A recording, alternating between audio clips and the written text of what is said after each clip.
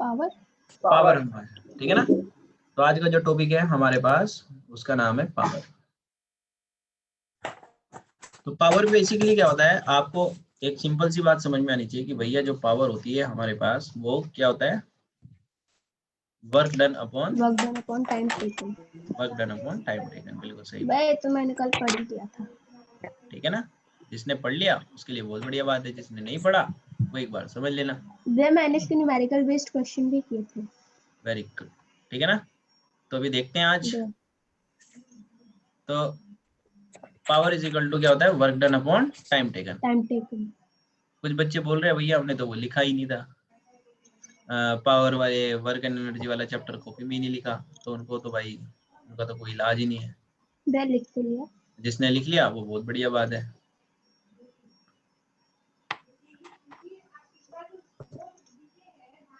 तो हमने सब इसके डेरिवेशन वगैरह ये कल हमने पूरा रीड करे थे डिटेल में। जिन लोगों की क्लास छुट्टी हुई है उनके लिए हमारे पास पूरा इसका रिकॉर्डेड है, यहाँ तक हमने पूरा पढ़ लिया था।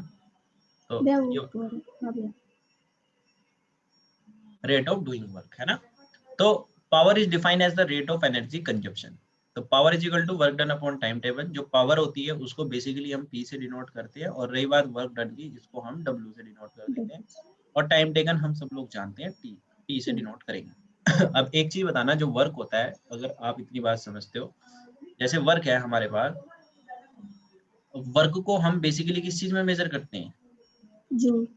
और रही बात एरिया, ये सॉरी टाइम की, टाइम जो होता है इसको किस चीज में मेजर करते हैं, सेकंड में। तो इसलिए हम बोल सकते हैं कि जो हमारे पास पावर की जो यूनिट होती है ना, हम बोल सकते हैं दिस इज 1 जूल पर सेकंड, या फिर जूल पर सेकंड। अगर 1 पावर को डिफाइन करने के लिए आता है यूनिट ऑफ पावर, तो 1 जूल 1 सेकंड इस तरीके से भी हम डिफाइन कर देते हैं। तो हम बोल सकते हैं कि जो इसकी ऐसा यूनिट होगी वो कितनी होगी, जूल पर सेकंड। तो जो जूल पर सेकंड होता है उसी को ही क्या बोल देते हैं हम, वाट बोल देते हैं। ये थोड़ा सा आप अपने दिमाग में रखना कि जो जूल पर सेकंड होता है दैट इज द वाट। तो यहाँ से फिर आगे की तरफ जब हम बढ़ेंगे यूनिट ऑफ पावर में, कि भैया 1 जूल पर सेकंड जो होता है, इसको 1 जूल पर सेकंड के नाम से जानते हैं। Power is 1 watt when 1 joule of work is done in 1 second, ठीक है ना। तो ये तो आप 1 जूल को डिफाइन कर दोगे, जैसे पावर इज 1 बोलते हैं ना, 1 को डिफाइन करने के लिए है कि 1 वाट को डिफाइन 1 वाट आ जाता है, तो आप इसको इस तरीके से डिफाइन कर सकते हैं। कुल मिलाने की बात है, जो एवरेज पावर होती है, जितना भी टोटल वर्क डन होगा या फिर टोटल एनर्जी होगी, जितना भी टोटल वर्क डन होगा या फिर टोटल एनर्जी होगी अपॉन टोटल टाइम टेकन, उसी को क्या बोल देते हैं, एवरेज पावर बोल देते हैं। एवरेज पावर ऐसे समझना, जैसे तुमने पहले 5 जूल कोई वर्क करा, फिर दूसरी बारी तुमने 10 जूल वर्क करा, है ना। इसको 5 जूल को करने के लिए आपको 2 सेकंड लगे, है ना। इसको 10 जूल वाले को करने के लिए आपको 5 सेकंड लगे। तो टोटल वर्क डन कितना हुआ, 15 जूल, है ना। और टोटल टाइम कितना हो जाएगा हमारे पास, 7 सेकंड। तो इसको जब हम डिवाइड करेंगे तो we will get some value, ठीक है ना। तो दैट इज,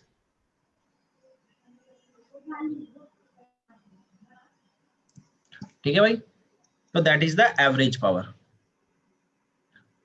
तो उसी के बाद जब हम इसमें पढ़ेंगे नेक्स्ट, जो हमारे पास आती है टॉपिक, वो आता है पावर ऑफ इलेक्ट्रिकल गैजेट्स, है ना। जो हमारे पास इलेक्ट्रिकल गैजेट्स होते हैं उनकी अलग अलग पावर होती है, तो वो समझते हैं किस तरीके से हो।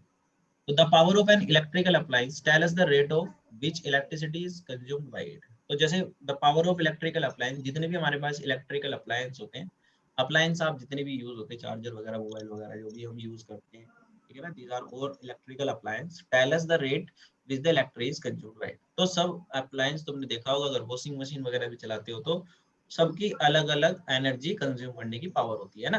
जैसे आप एलईडी बल्ब लगाते हो, ये सब लगाते हो, तो सबकी अपनी अपनी कंजप्शन अलग अलग होती है, डिपेंड करता है कि किस तरीके का उसका कंजप्शन है, ठीक है ना। तो बिगर यूनिट ऑफ पावर, जो बिगर यूनिट ऑफ पावर होती है वो सबसे बड़ी जो यूनिट होती है आपसे पूछ लेते हैं, दैट इज किलोवाट। किलोवाट को हम केडब्ल्यू से भी डिनोट करते हैं।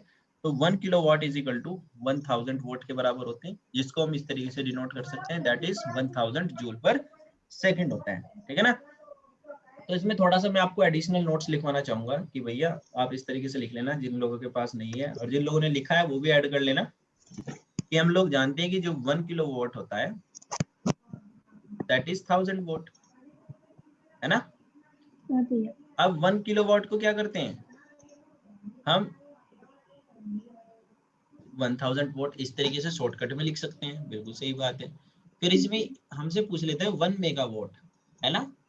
जो 1 मेगावाट होते हैं इसके बाद हमारे पास 3 और 3 6 जीरो आ जाती है, जिसको हम 1 मेगावाट बराबर के इतने वोट हो जाता है। ये आपके सामने लिखी हुई वैल्यू, जिसको हम बोल सकते हैं वैसे शॉर्टकट में जब हम बोलते हैं कि 1 मेगावाट जो होगा that will be equal to 1 megawatt को जब हम शॉर्टकट में लिखते हैं तो बेटे इसको ऐसे लिखते हैं 1 MW, 1 MW is equal to 10 की पावर 6 वोट, ठीक है ना। 10 की पावर 6 वोट, ये आपके एग्जामिनेशन में हर बार पूछ लेते हैं। इसमें हल्का सा और नोट बना के लिख लेना कि जो एक अनदर यूनिट होती है, ठीक है ना, जिसको हम हॉर्स पावर के नाम से जानते हैं, है ना, दैट इज हॉर्स पावर। जो हॉर्स पावर होते हैं ये आपके पेपर में 100% आएगा। जो ये होता है हमारे पास कि जो ए 1 हॉर्स पावर होता है ये किसके इक्वल होता है ये पूछ लेते हैं, जो कि आपको डायरेक्टली लर्न कर लेना है, 746 वॉट के बराबर होता है। अगर इसका शॉर्टकट फॉर्म आए 1 HP बराबर के जो होगा हमारे पास that is also equal to 746 watt, W से हम इसको डिनोट कर देंगे, ठीक है ना। तो आप लोगों को इतनी बात तो सब लोगों को समझ में आ रही होगी, ठीक है ना। हाँ भैया। भैया हाँ भैया मैं जो रात वाली क्लास में जब हमें पढ़ाया था ना, तो भैया वर्क एंड एनर्जी में, तो भैया यहाँ पे जो लैपटॉप का जो चार्जर है यहाँ पे 65 वॉट वॉट दे रखा है। भैया इसका मतलब ये है ना कि इतना ही वॉट लेता है हाँ, लैपटॉप के चार्जर का। वो BVO और WV होता है, दोनों होते हैं कंजप्शन के बेस पे, और एक होता है उसकी इलेक्ट्रिसिटी रेजिस्टिविटी के बेस पे, दोनों के केस में होता है वो, ठीक है नहीं है। तो इतनी बात आप सब लोगों को समझ में आई होगी। अब इसके ना कन्वर्जन छोटे छोटे पूछ लेते हैं कि आपसे, आपको पता है कि 1 किलोवाट में इतने 1000 वोट होते हैं, 1000 वोट होते हैं, तो इसको कन्वर्ट कैसे करेंगे। जैसे आपको इसमें छोटा सा ही पूछ लिया कि 1 हॉर्स पावर जो है किसके बराबर होगी, तो आप इसको किलोवाट में कैसे कन्वर्ट करोगे, इसको 1000 से डिवाइड कर दोगे, तो आपके हाँ पास आ भैया। जाएगा कितना 7.5 किलोवाट के बराबर। मतलब वैसे तो 7.746 होता है, जिसको हम 0.75 लिख लेते हैं, ठीक है ना। ठीक है तो भैया। आप इसको किलोवाट में भी लिख सकते हैं, किलोवाट में ज्यादातर MCQ में इस तरीके से दे देते हैं तो बच्चे थोड़ा कंफ्यूज होते हैं। तो मैं उम्मीद करूंगा आप सबने यहाँ तक लिख लिया होगा और आप सब लोगों को समझ में भी आ गया होगा। किसी को कोई डाउट हो तो मेरे को बता सकता है। Yes sir, no. नहीं भैया कोई डाउट। ठीक, तमन्ना और ये सब लोग बता देंगे, सागर और सब लोग। ना भैया। आयुष बताओ। ना भैया। ठीक है, तो उसी के बाद जब हम इसमें आगे की तरफ चलेंगे तो पावर का जो है हमने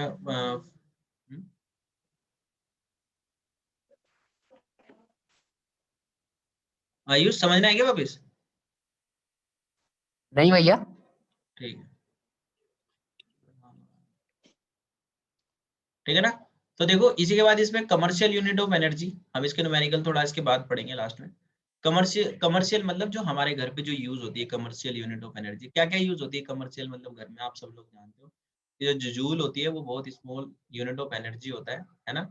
and it is inconvenient to use where a large quantity of energy involve, है ना। ये छोटा सा हमारे लिए यूज करना हल्का सा इम्पॉसिबल हो जाता है, क्योंकि this is the very small quantity, है ना, that we are saying joule, है ना। तो जूल को हम यूज नहीं करेंगे, तो हमें ना थोड़े एनर्जी का थोड़ा बिगर अमाउंट यूज करना पड़ेगा।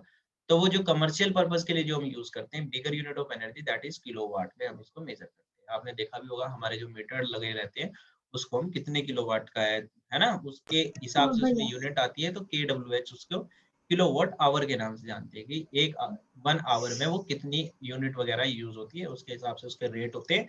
ये 10th क्लास में आपको पढ़ाए जाएंगे कि रेट वगैरह कैसे निकालते हैं, यूनिट कैसे निकालते हैं, है ना। तो फिलहाल के लिए आपको उसका मेजरमेंट पता होना चाहिए कि भैया उसका जो मेजरमेंट होगा वो किलोवाट आवर में होगा, ठीक है ना। आपसे पूछ रहे थे कि डिफाइन करो 1 किलोवाट आवर्स, है ना। ये बहुत इंपॉर्टेंट क्वेश्चन है, आपके पेपर में हर बार पूछ रहे थे कि डिफाइन करना है कि 1 किलोवाट आवर्स जो होंगे। तो जो 1 किलोवाट आवर्स होते हैं ये एक इस तरीके के अमाउंट ऑफ एनर्जी है consumed when an electrical appliance of having power rating 1 kilowatt, कि मतलब 1 आवर तक तुमने कोई भी इलेक्ट्रिसिटी यूज करी, मेरा कहने का मतलब ये है, और आपने जो टोटल कंजप्शन हुआ वो 1 किलोवाट का हुआ, बस आपको इतनी बात समझनी है, दैट इज 1 किलोवाट आवर, ठीक है ना। भैया। अगर बात करें इनके रिलेशन की, if we talk about the relation between kilowatt and joule, this we have already done. एक बार फिर से देख लेते हैं कि जो 1 किलोवाट आवर्स होते हैं, ये 1 किलोवाट फॉर 1 आवर के लिए, और 1 किलोवाट में हम जानते हैं कितने 1000 वाट होते हैं फॉर 1 आवर, ठीक है ना। तो जो 1000 वाट होते हैं ये सेम रहा, और जो 1 आवर होते हैं इसके अंदर जो कितने सेकंड होते हैं, 60 इंटू 60, तो ये हो जाएगा 3600 सेकंड। ये यहाँ से कन्वर्ट हो जाएगा, और इन दोनों की मल्टीप्लाई करके आप बोल सकते हो कि जो 1 किलोवाट आवर होता है that is overall 3.6 into 10⁶ joule के बराबर होता है, जिसको हम 1 यूनिट बोलते हैं। हम बोलते हैं ना मम्मी मम्मी हमारे यहाँ 32 यूनिट टोटल हुई है ना, 1 यूनिट का रेट लगा लेते हैं और टोटल से मल्टीप्लाई कर देते हैं, तो इसका मतलब कितना हुआ कि हमारी जो 1 यूनिट बराबर थी ये 3.6 के बराबर होती है। ये रूल होता है मेजरमेंट का, ठीक है ना, जिसको हम क्या बोलते हैं 1 यूनिट के नाम से बोलते हैं, ठीक है ना। तो ओवरऑल इसका जो पावर का जो कॉन्सेप्ट था वो बेसिकली इतना ही था। इसके बाद इसके कुछ क्वेश्चन आंसर आ जाते हैं और रहती है इनकी न्यूमेरिकल की बात, है ना। तो हम चलते हैं न्यूमेरिकल सेशन के लिए, तो सब लोग अपनी अपनी कॉपी निकाल लेना, ठीक है ना। We will do the numerical right now. मैं उम्मीद करूंगा यहाँ तक आपको कोई डाउट हो तो मेरे को बता दो अभी भी पावर से। भैया हाँ भैया वो जो कंजर्वेशन ऑफ वो एनर्जी वाला था भैया, उसमें वो न्यूमेरिकल नहीं हो रही कंजर्वेशन ऑफ भैया, एनर्जी वाला भैया कंजर्वेशन भैया, वो पोटेंशियल और काइनेटिक को प्लस करेंगे तो एक ही जैसा रहेगा वो हर जगह। अच्छा अच्छा अच्छा, हाँ करा देंगे, अभी करा देते हैं, आज की क्लास में करा देते हैं, टेंशन, ठीक है ना, बिल्कुल ठीक है ना। तो इसके न्यूमेरिकल स्टार्ट करते हैं। सबसे पहले आज बिल्कुल न्यूमेरिकल बेस्ड क्लास होगी, जो इसका पावर तो सिर्फ एक हल्का सा समझाने के लिए था, नोट्स में सब कुछ लिखा हुआ है। वैसे हमारा जो मेन क्लास है आज टोटली न्यूमेरिकल बेस्ड, ठीक है ना। तो सबसे पहला न्यूमेरिकल तो देखो सब लोग क्वेश्चन भी लिखना और उसके नीचे उसका आंसर बनाना, ठीक है ना, वैसे ही मत डायरेक्टली कर देना, ठीक है भाई। पहला क्वेश्चन,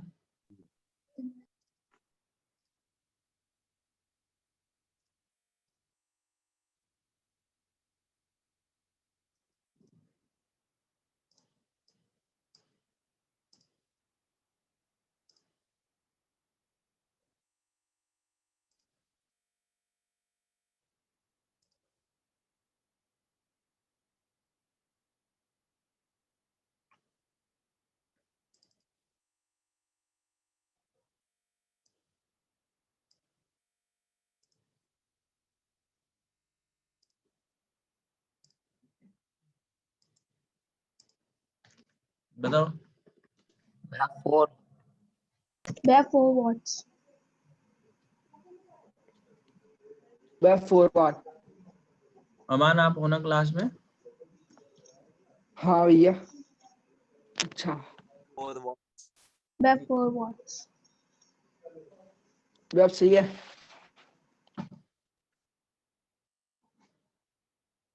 तो जिसका आंसर हो जाएगा वो 4 वोल्ट के बराबर हो जाएगा, ठीक है ना।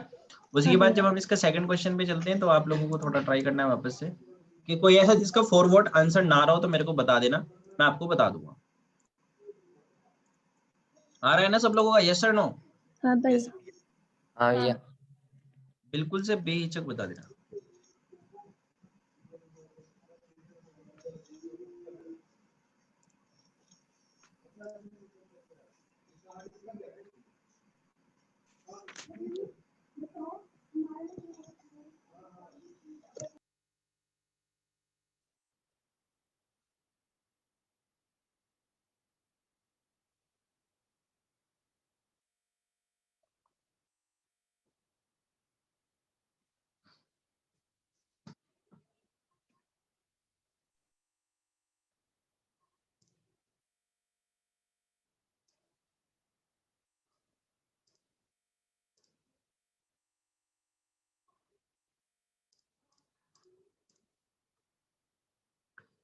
तो इसमें आपको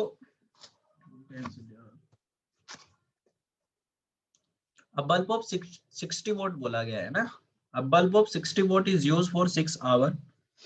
तो पावर इसमें ऑलरेडी गिवन है, आपको मैं पहले ही बता देता हूँ, है ना, वोल्ट में दिया हुआ है, तो पावर की वैल्यू हमें कितना गिवन है, इसमें 60 वोल्ट दिया हुआ है। और जो 60 वोल्ट है इसको किलो वोल्ट में बदलने के लिए हमें क्या करना पड़ेगा, 60 अपॉन 1000 1000 करना पड़ेगा, तो ये किस में आ जाएगा, किलोवाट में आ जाएगा। तो आप बोलोगे कि भैया 0.06 किलोवाट के बराबर आ जाएगा, 0.06 ठीक है नहीं है। और टाइम आपको कितना दिया हुआ है इसमें, 6 आवर दिया हुआ है, 6 दिया है नहीं दिया है। हाँ भैया 6 into तो एनर्जी का एनर्जी इक्वल टू क्या होता है, इलेक्ट्रिकल एनर्जी का है ना, फॉर्मूला भी हो जाएगा आपको, ये आपने नहीं पढ़ा होगा, इसमें लिख लेना। एनर्जी इक्वल टू होता है पावर इनटू टाइम टेकन। वैसे वहीं से बनते हैं सारे के सारे, मैं आपको बता देता हूँ कैसे बनते हैं। जैसे पावर इक्वल टू होता है ना work done upon time taken, है ना। तो पावर इनटू ये जो वर्क डन होता है ये एनर्जी होती है, क्योंकि this is equivalent to energy, तो यहीं से बनता है, तो इसमें ज्यादा कंफ्यूज नहीं होना है। तो पावर कितना है हमारे पास 0.06 और multiply by time that is 6 hour, तो इन दोनों 6 की hour कितना आएगा 0.36 आ रहा होगा, 0.36 किलोवाट आवर आ रहा है नहीं आ रहा है, हाँ भैया 0.36 0.36 किलोवाट आवर की इक्वल आ रहा होगा, जो कि किसके बराबर होता है 0.36 यूनिट के बराबर होता है। अभी बताए थे नहीं बताए थे 1 हाँ किलोवाट आवर भैया जो होता है 1 दैट इज यूनिट। kilowatt तो के जो इसका आंसर 50 फाइनल लिखते हैं एनर्जी जो आती है that is equal to unit. समझ में आ रही नहीं आ रही बात, हाँ भैया बात समझ में आ गई सबको, यस और नो। यस भैया हाँ भैया। ठीक है, उसी के बाद हम चलते हैं कुछ और इसके क्वेश्चंस पे। हम टू द नेक्स्ट क्वेश्चन।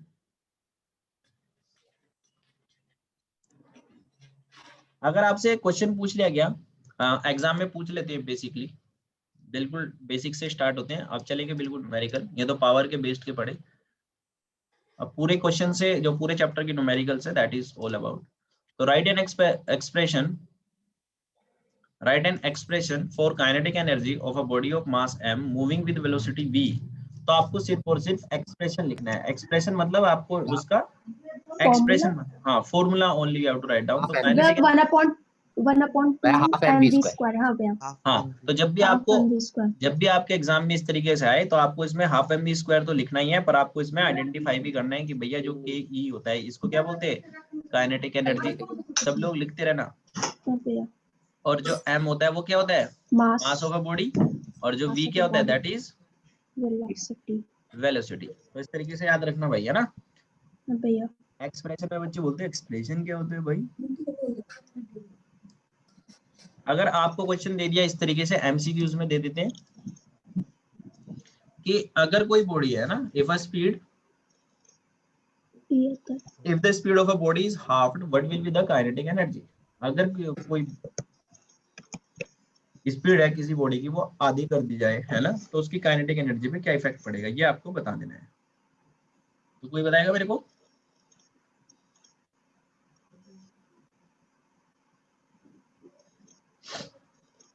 अब देखो काइनेटिक एनर्जी आप लोग सब लोग जानते हैं कि भैया हमने ना हाफ एम वी स्क्वायर पढ़ा, है ना। हाँ और जो भैया वेलोसिटी होता है दैट इज द स्पीड, हम लोग जानते हैं। हाँ ये भैया तो हाफ एम वी स्क्वायर, ये तो क्या हुई इसकी इनिशियल काइनेटिक एनर्जी हुई। इनिशियल काइनेटिक एनर्जी क्या हुई इसकी हाफ एम वी स्क्वायर। तो half multiply by m, v की जगह हम कितना रखेंगे, it is half right now, है ना। तो हाफ का हाँ क्या कर भैया देंगे स्क्वायर कर देंगे, तो ये टोटल 1/2 कितना हो जाएगा 1/2 One. Multiply by M 1/4। 1/4 हो जाएगा नहीं हो 1/4 जाएगा। हाँ ये. तो इट भैया विल 2 बिकम, नहीं अबे भाई पहले तो क्या थी, पहले तो कितना है v, ये हो गया एक ना यहाँ मिनट पे भैया इसके नहीं ऊपर भैया वी एक स्क्वायर। मिनट पहले तो तुम बोलोगे कि भैया जो इनिशियल थी वो तो हाफ एम वी स्क्वायर है, कोई बात नहीं, इसमें तो कोई चेंज नहीं है, तो हमारे पास ओरिजिनल काइनेटिक एनर्जी। और हाँ जब भैया ये चेंज हो गई तो आप बोलोगे कि भैया इसके साथ ना हाफ एम वी स्क्वायर तो हमारे पास है, हाफ एम वी स्क्वायर देखो यहाँ पे हाफ एम वी स्क्वायर ये तो पूरा पूरा है ना। अब हाँ इसमें हाँ भैया फालतू चीज क्या आई, 1/4 1/4 आया। 1/4. तो हम बोल सकते हैं काइनेटिक एनर्जी पे जो इफेक्ट पड़ेगा इट विल बिकम 1/4। तो आप लिख 1/4 देना इसमें इट विल बिकम। 1/4 तो इस तरीके से आप इसका डिराइव भी करके दिखा सकते हैं अपने एग्जाम में सब लोग, है ना। हाँ भैया किसी को कोई डाउट है तो वापस से मेरे से पूछ सकते हो आप लोग, कोई दिक्कत नहीं है ना। हाँ. या फिर कंटिन्यू करें आगे के लिए, है ना।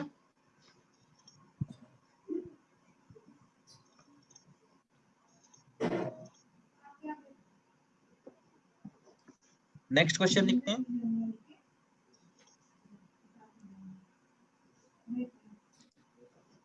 रश्मि क्लियर हो रही है इतनी बात?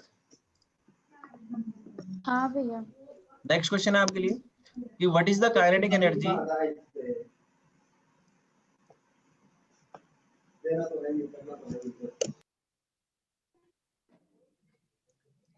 what is the kinetic energy of a body of mass 1 kg moving with a speed of 2 kg 2 metre पर सेकंड सॉरी। तो इसमें क्या निकालनी है? काइनेटिक एनर्जी निकालनी है। फटाफट हाँ से बताओ भैया। काइनेटिक एनर्जी कितना आएगा? मीटर पर सेकंड को चेंज करना होगा केजी में। केजी को भैया 2 जूल। मीटर पर सेकंड कौन बोल रहे हैं? केजी भैया को 2 जूल। केजी को हाँ हाँ ठीक है। तो काइनेटिक एनर्जी आप सब लोग जानते हैं कि भैया हाफ mv स्क्वायर होता हाफ है। mv square. तो हाफ मल्टीप्लाई बाय मास कितना है? 1 1 कितना है? 2 2 स्क्वायर। स्क्वायर। ये 2 से तो एक 2 कट जाएगा तो हाँ एक 2 भैया। बचेगा 2 2 जूल आ जाएगा। जूल। तो बहुत सिंपल क्वेश्चन था। पता नहीं इसमें हाँ मास को भैया। कौन कौन चेंज कर रहा है भाई, भगवान जाने भाई। भैया इजी था इसका। तो खैर आपको काइनेटिक एनर्जी जो है अभी इसके आगे के और न्यूमेरिकल्स देख लेते हैं कितने कितने न्यूमेरिकल्स है इसमें। ये इंपॉर्टेंट क्वेश्चन है थोड़ा सा।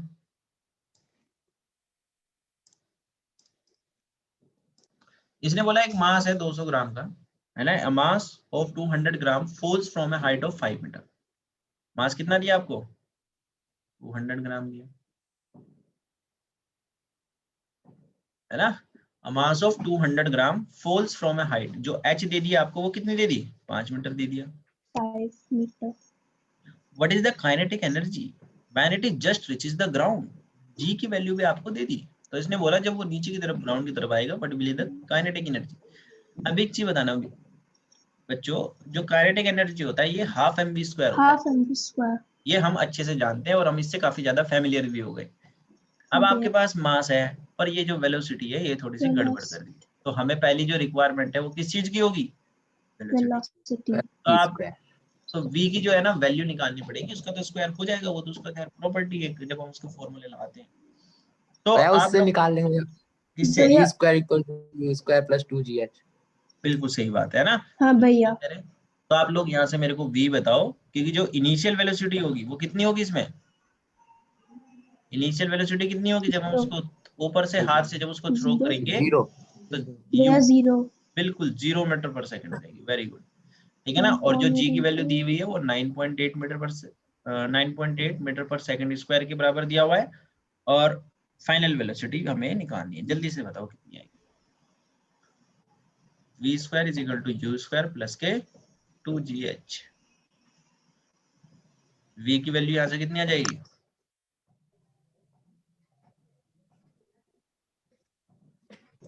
भैया v स्क्वायर सीधा वहां पे पुट कर दें हाफ mv स्क्वायर में। बिल्कुल सही बात है, कोई दिक्कत नहीं है। हाँ भैया। उससे तो बढ़िया अगर इतना दिमाग लगाना आ रहा है तो फिर तो कोई बात ही नहीं है। बच्चे v स्क्वायर की वैल्यू निकाल, तो v स्क्वायर की वैल्यू 98 आ रही है जो कि बिल्कुल सही आ रही है, कोई दिक्कत नहीं है। इसको हाफ mv स्क्वायर में रख दो। हाफ m हमारे पास 200 है और v स्क्वायर की वैल्यू 98 है। इसको 200 सही बना देना। इसको सोल्व करके बताओ कितना आएगा? 9.8 जूल के बराबर आएगा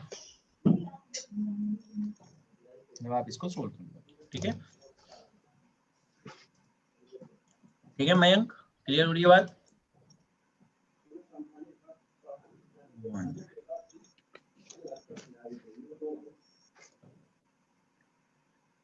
रेशो वाला क्वेश्चन हमने ऑलरेडी पढ़ लिया है। भैया ये भी पढ़ लिया था कि किसकी ज्यादा होगी, कल वाली क्लास में हमने डिक्टेट कहा था आपको। अब थोड़ा सा आगे की तरफ चलते हैं। अरे भाई चलते हैं।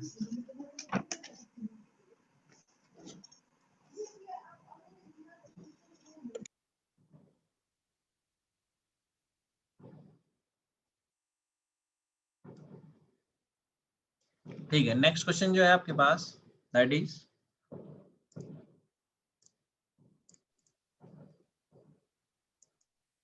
इसने बोला how much mass of a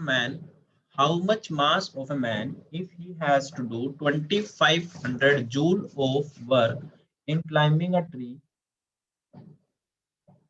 5 metre toll. जी की वैल्यू आपको ये दे दी how much mass of a man, mass we have to find. इसमें जो आपको डाटा गिवन दिया है थोड़ा सा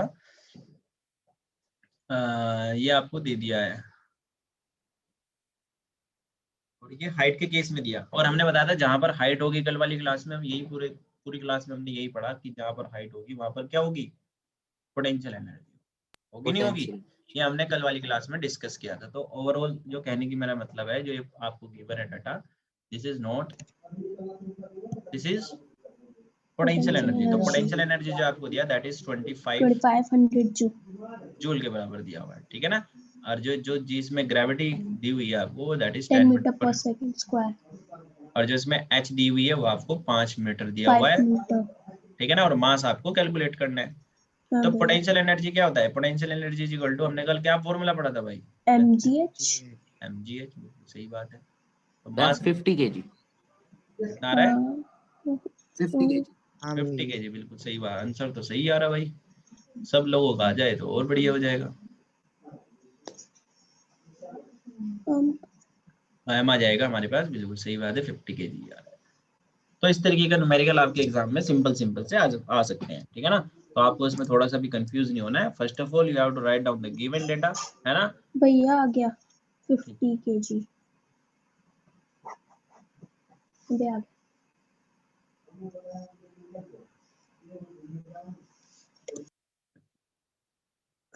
खैर,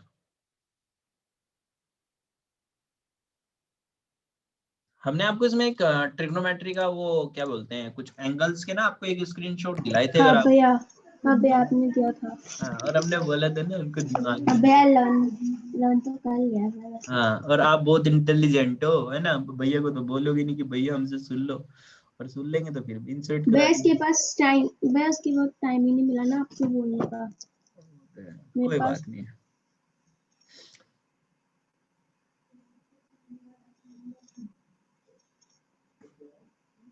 चलो एक आपको एंगल बेस्ड क्वेश्चन भी करा देते हैं ना, हाँ भैया कभी आपके एग्जाम में आ जाए। वो फॉर्मूला क्या था, f cos theta into F cos theta, F cos theta. ऐसे ही कुछ था। एफ हाँ वो भैया डिस्प्लेसमेंट होता है, S S F S cos theta. हाँ जैसे एक न्यूमेरिकल दिया हुआ है इसमें, है ना भाई साहब। जो सारे क्वेश्चन कर रहे हो ना, these are all the question of Lakhmir Manjit को, है ना, एस चंद की बुक के क्वेश्चन है। आपके पूरी भैया सिलेबस मेरे पास भी बुक है। है ना। तो ये वाली जो बुक है ना, ऐसे उसको निकाल हमें सकते। क्या, हमें उस बुक को पढ़ना भी भैया होगा, इसमें से मैंने किया था। है ना। मैम मैम पूरा पेपर इसी से बनाती है मेरे देखना स्कूल। ना, सेम सेम छपेंगे रे भैया, मजा आएगा पूरा। देखो मैडम छापो, आप कहाँ से छापोगे, हम भी देखें, ठीक है ना। तो इसमें देखा, पहला जो क्वेश्चन दिया हुआ है कि what happened to work done when the displacement of a body is at right angle to the work to the direction of force acting on it, explain your answer. तो आपको इसका आंसर जो है वो एक्सप्लेन करना है कि मैं भाई कि क्या होगा जब डिस्प्लेसमेंट ऑफ बॉडी है वो राइट एंगल पे होगा, हमने आपको बताया था, तो क्या होगा। मैं जीरो। जीरो। बिल्कुल सही बात है। तो इन जब हमारे पास जो डिस्प्लेसमेंट होगा, भले ही हमने सर पे 5 किलो 10 किलो 1000 किलो कितना भी वजन रखे हो, है ना, गोली बन के घूम राइट रहे हो, एंगल पे होगा तो भैया जीरो ही हो तो जाएगा। जीरो हो जाएगा। बिल्कुल सही बात है। तो हाँ इसका भैया उसने बोला कि एक्सप्लेन योर आंसर, तो थोड़ा सा एक्सप्लेनेशन आप इसमें कर देना कि भैया जब W इज इक्वल टू होता है वो हमारे पास F S cos F theta cos होता है, थीटा और जब थीटा की जो वैल्यू होती है वो 90 डिग्री हो जाती है, तो हम बोल 90 सकते डिग्री हैं कि जो वर्क डन होगा वो कितना हो जाएगा, जीरो हो जाएगा, जीरो। ठीक है ना। तो फिर उसके बाद जो दूसरा पार्ट उसने बोला है कि चलो ठीक है, आपकी बात से हम एग्री हैं, दूसरे वाले पार्ट में जिसको फर्स्ट पार्ट समझ में आता है वही दूसरा करने के लिए एलिजिबल है। इस क्वेश्चन की खास बात ये भी है। तो दूसरे वाले पार्ट में आपको बोला गया कि एक फोर्स है, इस पे 50 न्यूटन का जो है वो आपको क्या दिया हुआ है, फोर्स दिया हुआ है, ठीक है ना। Force 50 Newton. फोर्स आपको जो है वो 50 न्यूटन का गिवन है। उसने बोला कि it moves a distance of 4 metre horizontal surface. तो जो आपको एस की वैल्यू दी हुई है वो कितनी दी हुई है, 4 मीटर 4 दी। Metre. Calculate the work done, भैया वर्क डन निकालना है।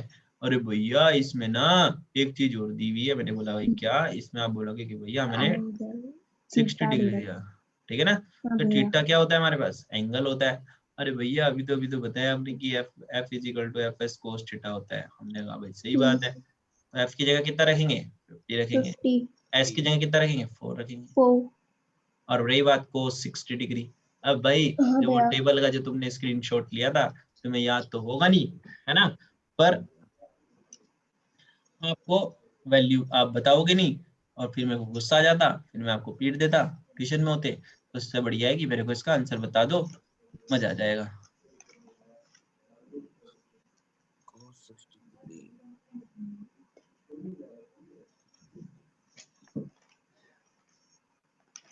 कितनी होती है cos 60 की वैल्यू, कोई तो बता दो।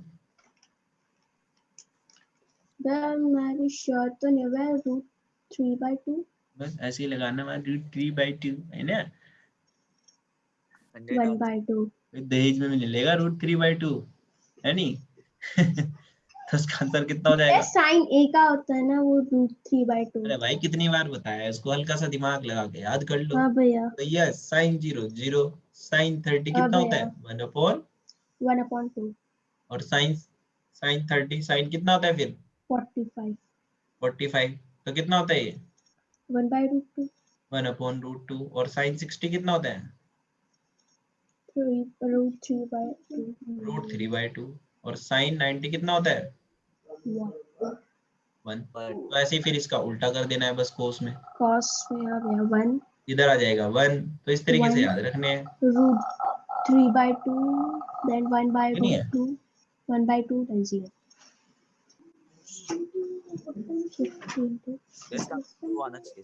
तो इसको सोल्व करने के बाद कितना आ जाएगा इसका आंसर 100 आएगा, सॉरी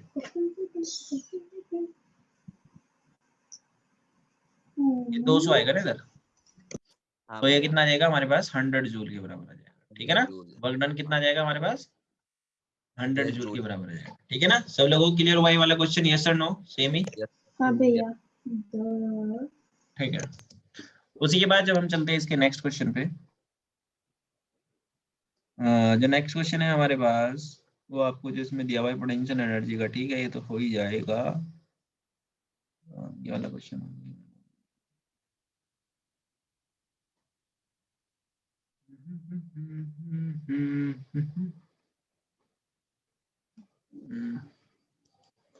तब तक इस क्वेश्चन को देख लो, वैल्यू लर्न कर लो, ऐसे खाली मत बैठा करो भाई, है ना। तुम तो एकदम बस है भैया, कब अपना क्या बोलूं बस तुम्हें ना, एक्सपर्ट हो तुम।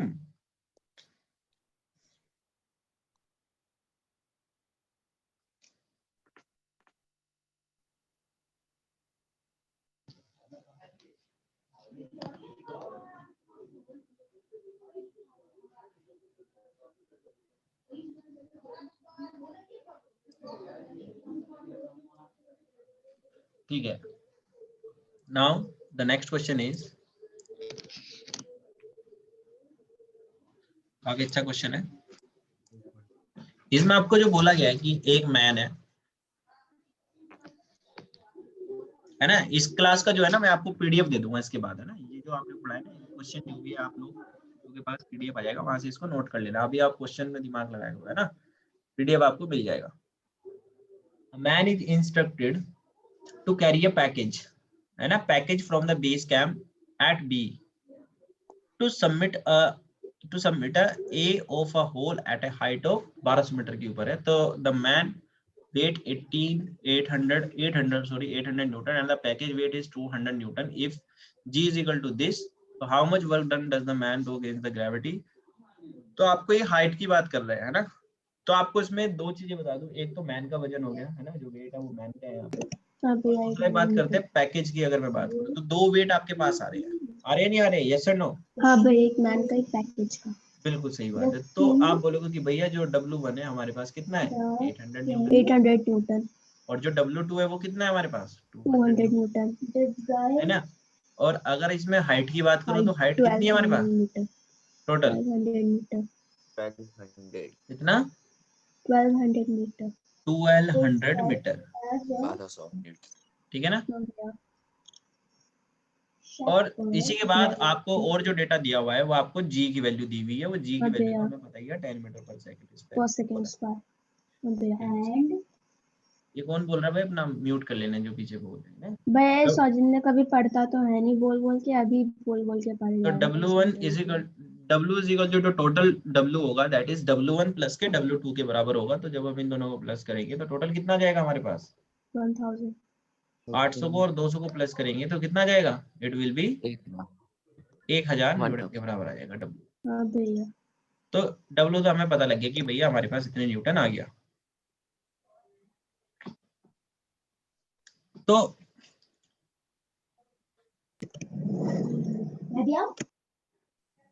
इसने बोला अब हमें बताना है कि वर्क डन कितना होगा, how much work does a man do against the gravity. अगर ग्रेविटी के अगेंस्ट की वो बात करें तो कितना वर्क उसने किया होगा। तो जो वर्क डन होता है, किसी भी बॉडी को अगर हम ऊपर की तरफ लिफ्ट करते हैं, है ना, अगर तुम्हें कोई भी, अगर तुम खुद भी तो देखो, तुम्हारे पास तुम्हारा खुद का वजन है और किसी ऑब्जेक्ट को तुम ऊपर ले जा रहे हो और तुम्हें उसका वर्क डन निकालना है, तो कैसे करोगे कि भैया जो वर्क डन होगा वो क्या होगा, जितना हमारे पास टोटल वेट है किसके प्रोडक्ट के साथ हो जाएगा, कितनी एनर्जी कंज्यूम हो रही है टोटल।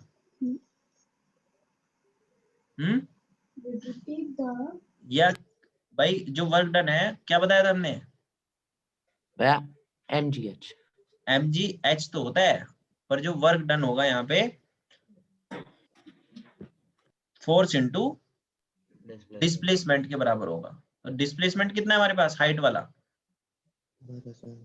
अरे 100 कहाँ है, 1200 है। 1200 बोला है। 100 बोल रहा है यहाँ, नहीं भैया इसमें शायद 1200। तो ठीक है ना। तो दोनों की जब हम मल्टीप्लाई करेंगे तो कितना जाएगा ये 12000 20 और, है ना। तो दोनों को मिला के जब इसको सोल्व करेंगे तो इतने तो आ जाएगा जूल, और जब इसको किलो जूल में बनाएंगे तो कितने से डिवाइड कर देंगे, 1 2 3 10 की पावर 3 से, तो ये हो जाएगा हमारे पास 1200 किलो जूल।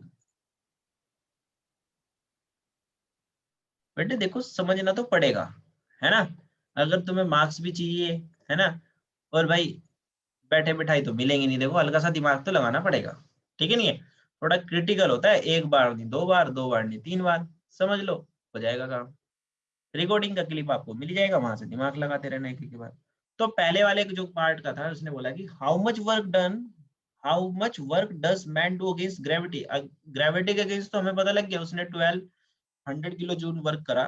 फिर उसने बोला what is the potential energy of package at A if it is assume to be 0 at B. बिल्कुल क्वेश्चन तो भाई सब मानना पड़ेगा, है ना। जो उसका दूसरा पार्ट है मैं आपको नेक्स्ट उस पे स्लाइड पे करके दिखाता हूँ। Let me copy it on the next slide.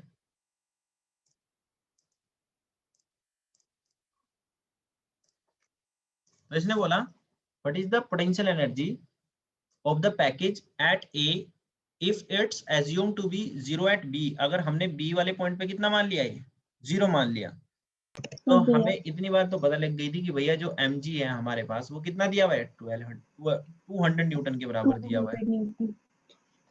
हमें कितने के बराबर दिया हुआ था ये, mg की वैल्यू 200 न्यूटन के बराबर ऑलरेडी गिवन है। अगर इसमें हाइट देखो, हाइट कितना गिवन है हमें, 1200 मीटर गिवन है। h कितना है हमारे पास, 1200 मीटर, और जो g की वैल्यू है वो हम जानते हैं कि भैया वो 10 मीटर 10 मीटर पर सेकंड स्क्वायर। तो पोटेंशियल एनर्जी कितना होता है, mgh। तो mg की वैल्यू तो हमें पता है कितनी है, 200, और h की वैल्यू कितनी है 1200 तो दोनों की क्या कर देना, इनटू मल्टीप्लाई कर देना। तो कितना आ जाएगा 24 के बाद 2 0 और 2 0 और, तो ये कितना बन जाएगा जूल। इसको किलो जूल में लाने के लिए क्या करोगे, फिर से 10 की पावर 3 240 केजी हो गया। ठीक नहीं है। तो पोटेंशियल एनर्जी जो आ जाएगा हमारे पास 240 किलो जूल के बराबर। समझ में आ गई नहीं आगे बात।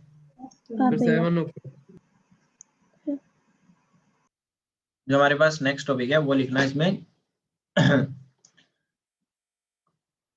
जो एनर्जी के लिए जो एनर्जी होती है हमने पढ़े थे ना, जैसे कन्वर्टर्स लगा रहे थे कल वाली क्लास में हम, तो इसमें एनर्जी कन्वर्टर्स होते हैं, उनके बारे में पढ़ेंगे कि कौन सी एनर्जी किस तरीके से कन्वर्ट होगी, उसी को बोल देते हैं एनर्जी कन्वर्टर्स। तो एनर्जी जो कन्वर्टर्स होंगे, आपको सबसे पहले जो पढ़ना है वो पढ़ना है इलेक्ट्रिक मोटर का, ठीक है ना। इलेक्ट्रिक मोटर का जो कन्वर्टर होता है, इसका जो मेन काम होता है, ये क्या करता है, इलेक्ट्रिक मोटर इलेक्ट्रिकल एनर्जी तो लेता है, क्योंकि भाई लाइट पे चलता है मोटर को, आपने देखा भी होगा। इलेक्ट्रिकल एनर्जी लेगा और इसको जो कन्वर्ट करेगा, आप सब लोग अपनी अपनी कॉपी में लिखते रहना, it will convert into the mechanical energy. याद रखना है ये कौन सी एनर्जी में यूज करेगा, मैकेनिकल एनर्जी में उसको कन्वर्ट कर देगा, ठीक है ना।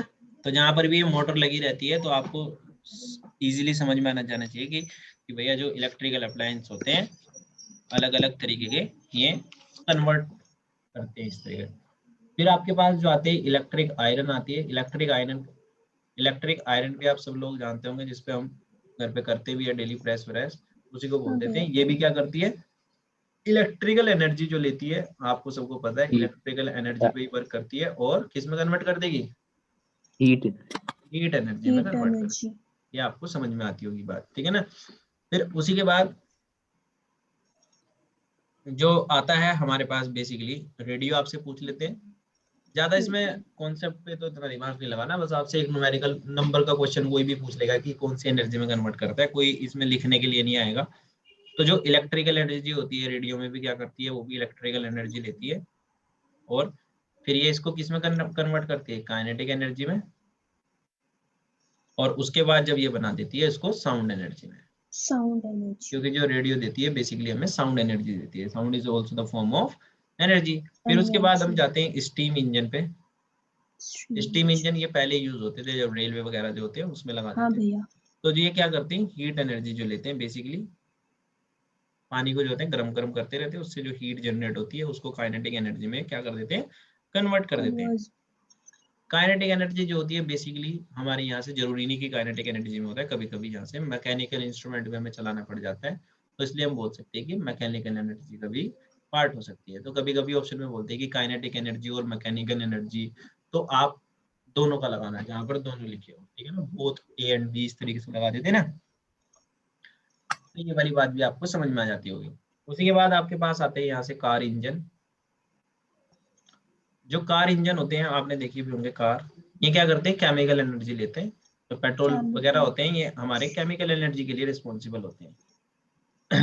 जो केमिकल एनर्जी होती है बेसिकली ये हीट एनर्जी में कन्वर्ट होती है सबसे पहले, और जो हीट एनर्जी होती है ये आपको समझ में आना चाहिए कि ये भी किसमें जाती है, काइनेटिक एनर्जी में जाती है। और जहाँ काइनेटिक एनर्जी होती है वो क्या होती है, मैकेनिकल एनर्जी, ठीक है ना। तो दोनों तरीके से आपको इसको समझना पड़ेगा, ठीक है ना। फिर उसी के बाद हमारे पास आता है सेल। सेल आप सब लोग जानते ही हैं, सेल को हम दूसरे तरीके से भी बोलते हैं बैटरी के नाम से, है ना। वैसे सेल और बैटरी अलग अलग तरीके के होते हैं, इसमें थोड़ा सा ये वैसे होता है, वैसे वर्किंग तो दोनों की सेम ही है, पॉजिटिव और नेगेटिव से, है ना। पर ये थोड़ा सा कैथोड वगैरह इसके अंदर होते हैं, मतलब स्टोरेज होती है इसके अंदर, और ये थोड़ा लिक्विड वगैरह में होता है ना, बैटरी जो होती है बैटरी है नहीं। तो इस तरीके से हल्का सा डिफरेंस होता है ये। तो इसका जो मेन काम होता है, केमिकल एनर्जी जो होती है वो किस में कन्वर्ट हो जाती है, केमिकल एनर्जी इलेक्ट्रिकल एनर्जी में, ठीक है ना, ये आपको याद रखना है। फिर उसके बाद आपके पास जो घर पे आप यूज करते हो गैस स्टोव की जो होती है ये बेसिकली केमिकल एनर्जी को हीट एनर्जी में बना देता है। ये भी this also convert into the gas stove जो होता है, ये भी हमारे पास केमिकल एनर्जी को हीट एनर्जी में कन्वर्ट कर लेगा। उसी के बाद जो आता है हमारे पास गैस स्टोव के बाद 9th नंबर पे जो आता है that is solar water heater. Solar water heater का जो मेन काम होता है, सोलर वाटर हीटर ये क्या करता है, लाइट एनर्जी को किस में कन्वर्ट कर लेता है, हीट एनर्जी, ठीक है ना। बिल्कुल बाय हर्ट आपको एक दो बार पढ़ोगे तो आपको वैसे ही याद हो जाएंगे। फिर उसके बाद जो आते हैं ये आजकल जो चल रहा है सोलर से आप याद रख लें कि सोलर सेल भी होते हैं, ये बेसिकली आजकल पूछ लेते हैं हमें। ये क्या करता है, लाइट एनर्जी लेता है, सनलाइट वगैरह इलेक्ट्रिकल और इलेक्ट्रिकल में कन्वर्ट कर देता है, जिसका आजकल बहुत ज्यादा ट्रेंड है। तो इलेक्ट्रिकल एनर्जी इस तरीके से आपसे पूछ सकते हैं, ठीक है ना। तो आपको इस तरीके से पूरा चैप्टर जो बताया था आपका फिनिश है ना। इसके बचते हैं आपको न्यूमेरिकल। हाँ भैया एक वो क्वेश्चन आया था भैया पेपर में, उसमें ये था क्या कि खैर आपको ये सब बातें जो भी है इसके क्वेश्चन की सब लोगों को समझ में आएगी ना, तो सब लोग को इसका रिकॉर्डिंग क्लिप सभी मिल जाएगा, ठीक है।